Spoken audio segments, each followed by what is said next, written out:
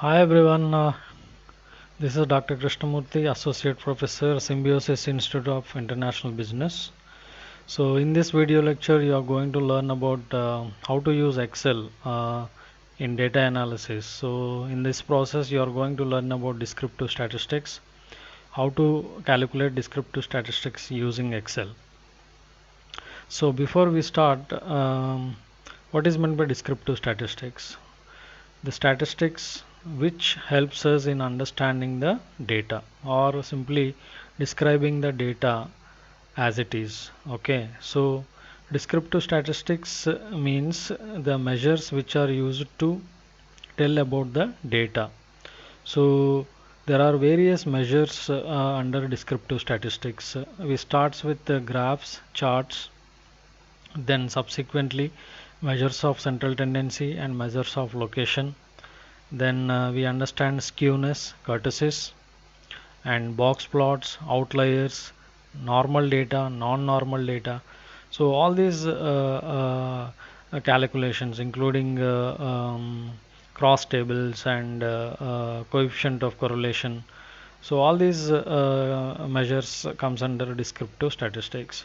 So descriptive statistics describe the data or give the central idea or the description of the data by using these measures.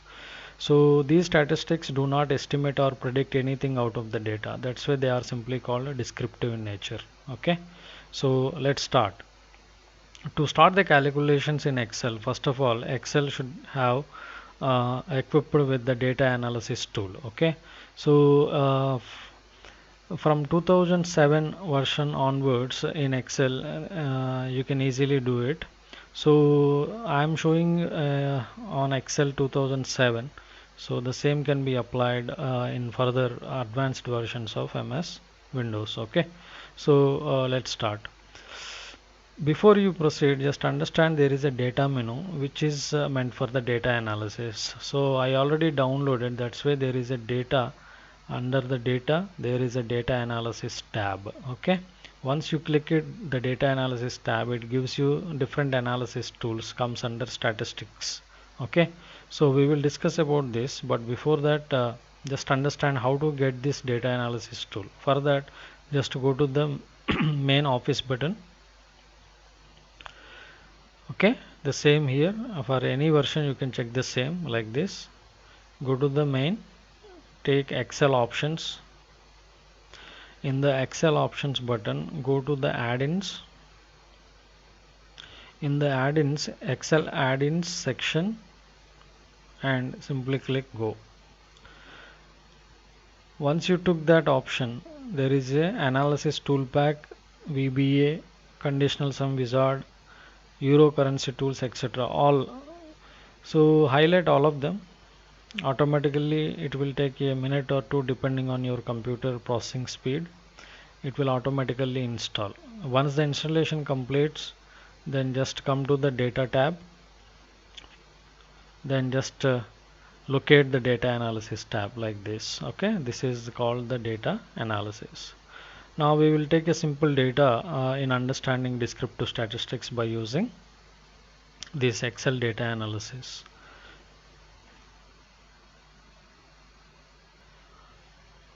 Right, before we proceed with the data analysis directly, let us concentrate on some charts and graphs where Excel is very helpful in calculating them. Okay, so in the insert menu, if you go to insert menu directly, there is a section where charts.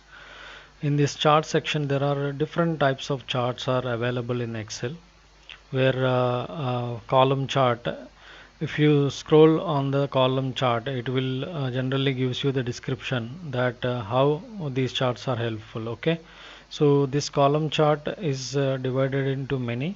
So 2D column chart.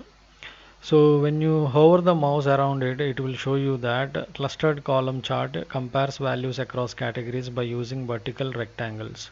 Like that, similar description will has been given for every column chart. Okay, depending on the type of chart, the particular type of data, the particular chart is applicable. Similarly, line chart. So column chart is this one. As you can see, different column chart. So it is actually vertical bar chart, we call it sometimes. Okay. So another called line chart. Line chart is used to display trends over time. So this is the definition for the line chart. There are different line charts. Again, you can have a practice on that. Then pie chart.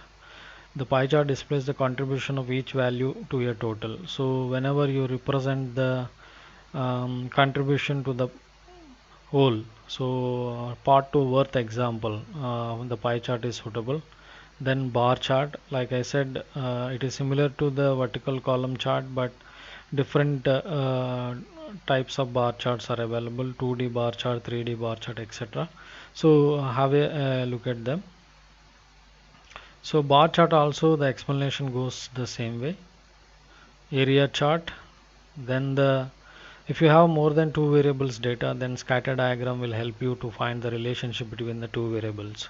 So positive correlation, negative correlation, etc. can be find through this particular scatter diagram. Okay.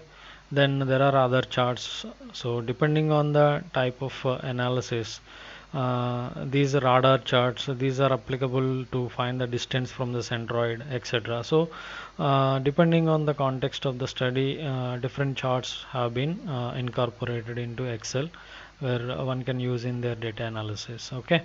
So I will directly proceed with the descriptive statistics as I mentioned. Okay. So we will take some example data on the sales. Right, I took some example data over the 10 month period. The sales in terms of thousands rupees has been given. So you can easily see that this is the amount. In the first month 25,000 sales were generated. Like that over the last 10 months the sales is generated in this fashion. Okay. So to do this analysis, to understand how the sales are performed over the last 10 months period, we are meant to say that how the sales has gone over the period of 10 months. Okay. So for that we require the descriptive statistics. So in this descriptive statistics, go to data analysis, just simply pick descriptive statistics. So in this video you are going to learn only descriptive statistics. So click OK.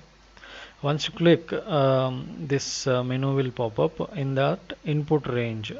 So input your data values. So I just have to click here and go to that particular data and select the data values. Okay. Then come back to the same by clicking the same button. Once again I'm showing you input range.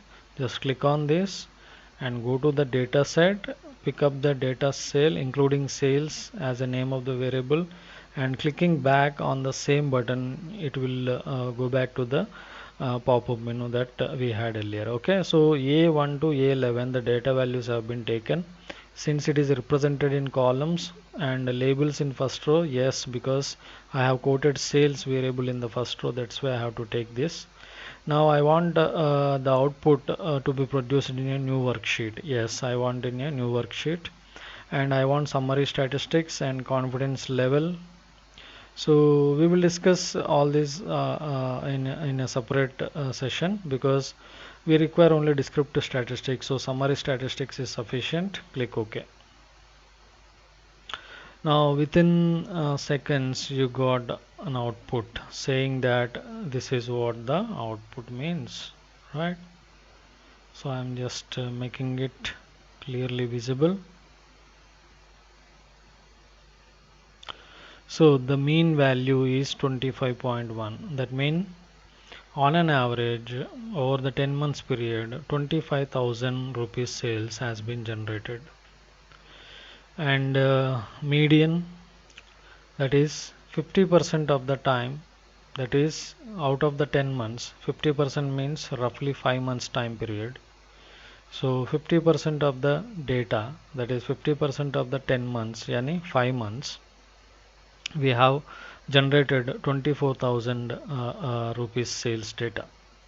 And since there is no sales is repeated more than once, so obviously there is no mode, that is there is no data repeated. So the highest frequency is not there, that's why the mode is not applicable for this data. So mean, median. If you closely observe, the mean and median are approximately same, not exactly, but near to that, 24 and 25, not a big difference, but yes, it is a difference. But if you make that small assumption, then we have a roughly mean is equal to median. So we expect approximately a normal sales data over the last 10 months period. That is how we need to interpret it. Then the deviation square is the variance. So the standard deviation is the measure of variance. So obviously there is a deviation of roughly 7,000 rupees sales from the average of 25. So and skewness is somewhat positive, though the value is very small. And kurtosis shows that it is a negative, meaning that the curve looks flatter than the normal curve. So there is a low positive skewness with the flatter than normal curve shape. Therefore, we don't expect, I don't think we expect any outliers in the data, because the kurtosis and skewness values are small enough to conclude that.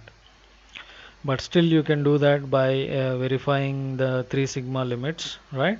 So we can write 3 sigma as this is mean, and this is the standard deviation. So 1 sigma limit, let's start with the 1 sigma. So I am writing here how to check the outlier. Sigma is 1, sigma 2, and sigma 3. The lowest value formula is mean minus sigma. So I am writing first of all the the lowest and highest. Right. So let us see how this mean minus 1 time the deviation. This is the lower value that we get out of it, out of the calculation, right? Similarly,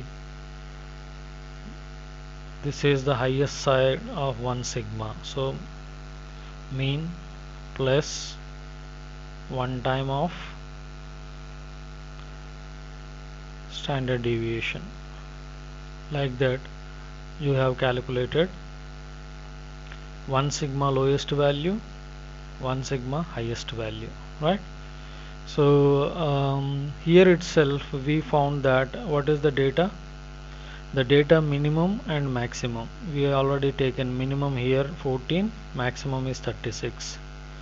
So I think 2 sigma limits will cover approximately the entire data. So you don't need to even calculate further, because here itself we came to know that the maximum is in 1 sigma covering 32, but still you can check for the same 2 sigma, this minus 2 times, or otherwise we have taken already 2 times standard deviation, and this equivalent to mean plus 2 times the standard deviation. So the lowest is 10, highest is 39. So all your data values are between 10 and 39. Therefore, almost all data is under 2 sigma limits, meaning that 95% of the data, that means almost all the data is within these limits. Therefore, there are no outliers in the data. That is how we conclude with the simple descriptive statistics in Excel. Okay.